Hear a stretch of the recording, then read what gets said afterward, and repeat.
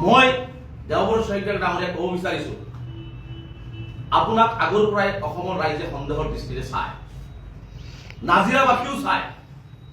কাৰণ বিধানসভাৰ মজিয়াত আপোনাৰ যি পাৰফৰ্মেন্স, মুখ্যমন্ত্ৰীয়ে যেতিয়া আপোনাৰ দলৰ মানুহক আক্ৰমণ কৰে তেতিয়া আপোনাৰ যি নীৰৱতা, সেইটো কি চায়, এইটো অসমবাসী ৰাইজে বুজি নাপায়।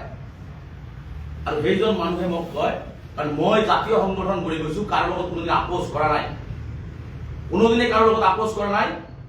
সঠিক আৰু শুদ্ধ পথত 20 বছৰ সংগ্ৰাম কৰিছোঁ আৰু সংগ্ৰামী জীৱনত কোনোদিনে কাৰো লগত আপোচ কৰা নাই।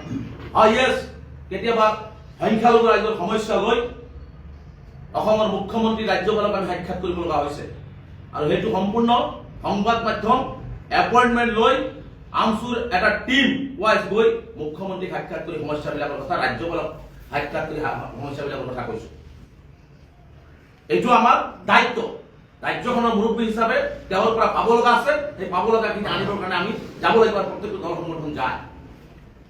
গতিকে মই মুখ্যমন্ত্ৰীৰ এজেণ্ট বুলি কোৱাৰ লগে লগে এতিয়া আপোনালোকে কওক, যদি মই মুখ্যমন্ত্ৰীৰ এজেণ্ট বুলি তেওঁ গম পায়, তেনেহ'লে 11 তাৰিখৰ জইনিঙত মই কিয় বাধা দিয়া নহ'ল? দেওবৰ শইকীয়া ডাঙৰীয়া বিৰোধী দলৰ দলপতি তেওঁ বাধা কিয় প্ৰদান নকৰিলে? দলৰ সভাপতিক পত্ৰ পিছদিনাখন 2 দিন পিছত লিখিব পাৰে, 2 দিন আগত কিয় তেওঁ লিখিব নোৱাৰিলে?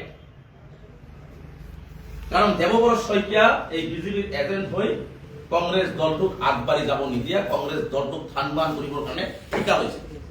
স্পষ্ট কথা, ঠিকা লৈছে। কাৰণ দেওবৰ শইকীয়া ডাঙৰীয়াই যি ধৰণে বক্তব্যবিলাক দি আছে, পাৰ্টিৰ মাজত কথাবিলাক বেলেগ ফালে যায়, তেওঁৰ কথাবিলাক বেলেগ ফালে যায়। পাৰ্টিয়ে এটা কথা পায়, তেওঁ বেলেগ এটা কথা পায়। আৰু এই দলটোৰ মাজত এইসকল মানুহৰ কাৰণে নতুন যুৱচাম আহিব নোৱাৰে, নতুন যুৱচামে ইয়াত অংশগ্ৰহণ কৰিব নোৱাৰে। আৰু কোনোবাই যদি আহে তাক থাকিবলৈ দিয়াৰ ব্যৱস্থা উলিয়াই দিয়াৰ ব্যৱস্থা গ্ৰহণ কৰে।